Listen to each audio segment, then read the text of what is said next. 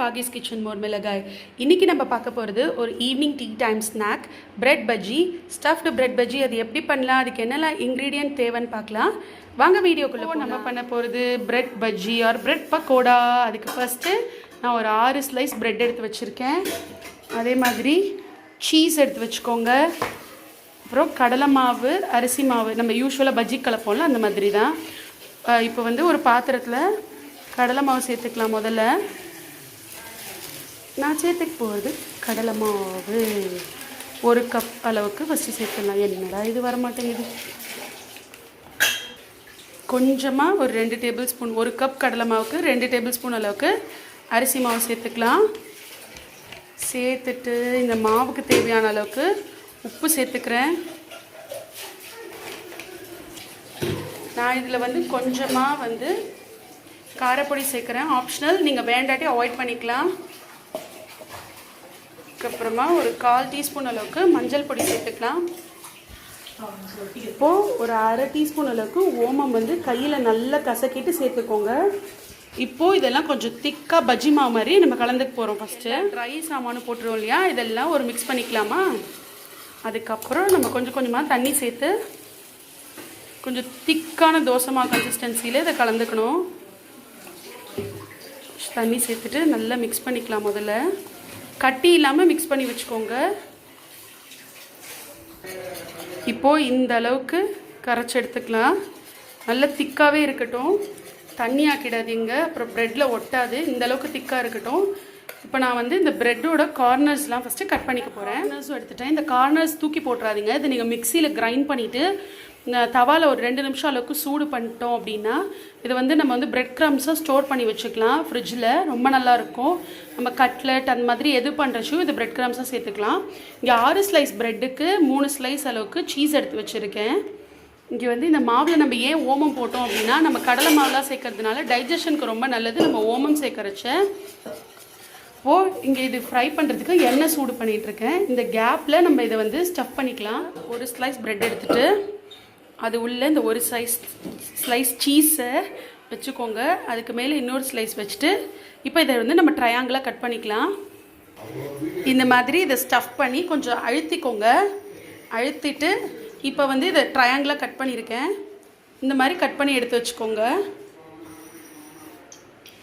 இப்போ அடுத்ததையும் இதே மாதிரி ரெடி பண்ணிக்கலாம். இப்போது நான் எல்லா பிரெட் ஸ்லைஸையும் இந்த மாதிரி சீஸ் ஸ்டஃப் பண்ணி வச்சுட்டேன். உங்களுக்கு வேணும் அப்படின்னா நீங்கள் சில்லி கூட பொடியாக கட் பண்ணி ரீசீட் பண்ணி பொடியாக கட் பண்ணி அந்த சீஸோடு சேர்த்து இதுக்குள்ளே ஸ்டஃப் பண்ணிக்கலாம். ஆனால் நான் இன்றைக்கி பண்ண போகிறது இல்லை அப்படி. அதனால் இப்போ நமக்கு எண்ணெய் சூடாகட்டும். சூடான உடனே நம்ம இதை வந்து அந்த பஜ்ஜி மாவில் டிப் பண்ணி எண்ணெயில் போடலாம். இப்போது நம்மளோட எண்ணெய் சூடாயிடுச்சான்னு டெஸ்ட் பண்ணிக்கலாம். எஸ், சூடாயாச்சு. இப்போ ஒரு பீஸ் ப்ரெட்டு எடுத்துகிட்டு இதில் நல்லா டிப் பண்ணிக்கோங்க.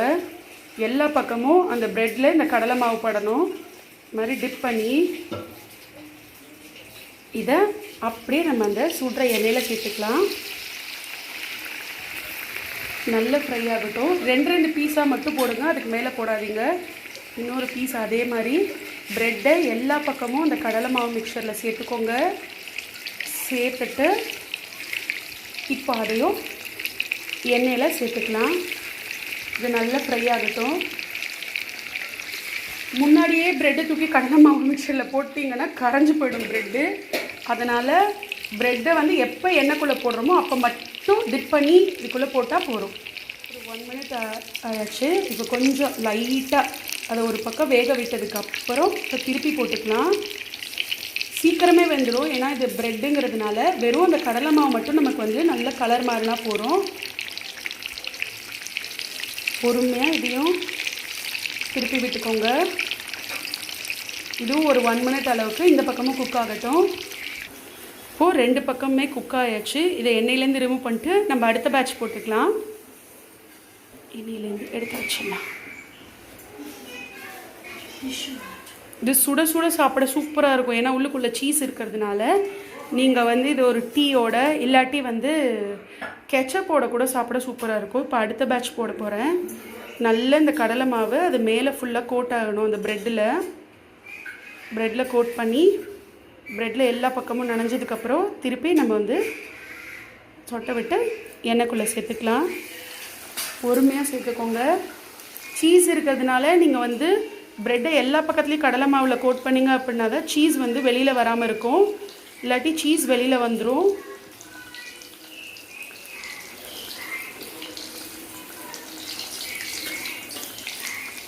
இந்த செகண்ட் பீஸ் சேர்த்துக்கலாம்.